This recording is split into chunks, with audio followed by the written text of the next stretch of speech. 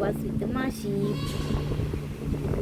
ഇന്ന് രാവിലെ അപ്പോൾ വെള്ളയപ്പം ഉണ്ടാക്കണം. അപ്പോൾ വെള്ളയപ്പത്തിന് കൂട്ടാൻ വേണ്ടി സ്പെഷ്യലായിട്ട് മഷ്റൂം കറി വെക്കാമെന്ന് കരുതി. അപ്പം മഷ്റൂം ഞാനവിടെ നന്നാക്കാൻ എടുത്തിട്ടുണ്ട്. ചിപ്പി മഷ്റൂമാണ്. നന്നാക്കി കഴിഞ്ഞതിന് ശേഷം ഞാൻ ക്ലീൻ ചെയ്യാൻ കേട്ടോ. ക്ലീൻ ചെയ്യണ ക്ലിപ്പിംഗ് സെൻറ്റിൽ പോയി. അപ്പോൾ ഞാനത് അരിഞ്ഞുകൊണ്ടിരിക്കുക. ക്ലീൻ ചെയ്ത ശേഷം ഒരു ചട്ടി അടുപ്പത്ത് വെക്കുന്നു, വെളിച്ചെണ്ണ ഒഴിക്കുന്നു. ഞാൻ നേരത്തെ ക്ലീൻ ചെയ്ത് വെച്ചേക്കണം, അരിഞ്ഞ് വെച്ചേക്കണം സവാളയും വെളുത്തുള്ളിയും അതിലിട്ട് ഇട്ട് കൊടുക്കും.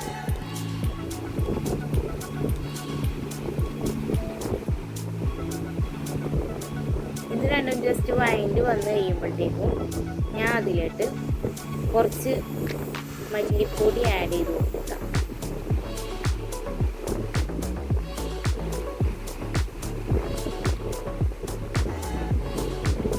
നമ്മൾ ഇളക്കിയതിന് ശേഷം അതിലിട്ട് ഒരല്പം മല്ലിപ്പൊടി ആഡ് ചെയ്ത് കൊടുക്കുകയാണ്. മല്ലിപ്പൊടി ആഡ് ചെയ്തതിന് ശേഷം ഞാൻ അതിലേക്ക് തക്കാളിയും ഉരുളക്കിഴങ്ങും അരിഞ്ഞ് വെച്ചത് ആഡ് ചെയ്ത് കൊടുക്കുകയാണ്. എന്നിട്ട് ജസ്റ്റ് ഒന്ന് ഇളക്കി കൊടുക്കുന്നത്.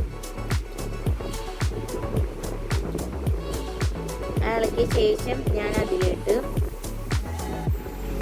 മഞ്ഞപ്പൊടിയും മുളക് പൊടി ആഡ് ചെയ്ത് കൊടുക്കുകയാണ്. ഉപ്പ് ആഡ് ചെയ്തിട്ട് കുറച്ച് വെള്ളം ആഡ് ചെയ്തിട്ട് ഒന്ന് മിക്സ് ആക്കി കൊടുക്കുന്നുണ്ട്.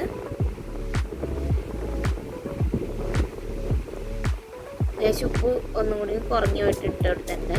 എന്നിട്ട് അതിന് മിക്സ് ചെയ്യുക. മിക്സ് ചെയ്ത് കഴിഞ്ഞിട്ട് അതിലോട്ട് കഴുകി വെച്ചിട്ട് മഷ്റൂം ആഡ് ചെയ്ത് കൊടുക്കുക. നമ്മൾ എക്സ്ട്രാ വെള്ളം മഷ്റൂം ആഡ് ചെയ്ത് കൊടുക്കുമ്പോൾ ഒഴിക്കേണ്ട ആവശ്യമില്ല. മഷ്റൂം വേവുമ്പോൾ അതിൽ നിന്ന് വെള്ളം കൊണ്ട് ഇറ്റി കിട്ടുന്നതാണ്. അപ്പം അത് മിക്സ് ചെയ്തൊന്ന് ജസ്റ്റ് വേവാൻ വെക്കാം. നല്ലോണം തിളക്കണം കേട്ടോ. ആ ഒരു മസാല ഒന്ന് തിളച്ചതിന് ശേഷം അതിലോട്ട് ഞാൻ തേങ്ങാപ്പാൽ ആഡ് ചെയ്ത് കൊടുക്കും കേട്ടോ. കുറച്ച് കഴിയുമ്പോൾ ഒരു 10-15 മിനിറ്റ് കഴിയുമ്പോൾ തേങ്ങാപ്പാൽ ആഡ് ചെയ്ത് കൊടുക്കണം. അത് കിടന്ന് തിളക്കണ വരെ വെയിറ്റ് ചെയ്യുക. അപ്പോൾ ഉപ്പ് ഞാൻ ഇടയ്ക്കിടയ്ക്ക് ചെക്ക് ചെയ്യും. ഉപ്പ് ചെക്ക് ചെയ്തിട്ട് പാകം നോക്കിയിട്ട് 15 മിനിറ്റ് കുക്ക് ചെയ്ത് കഴിയുമ്പോൾ കറി റെഡി ആയി കിട്ടും. നമുക്ക് സിമ്പിൾ കറിയാണ്.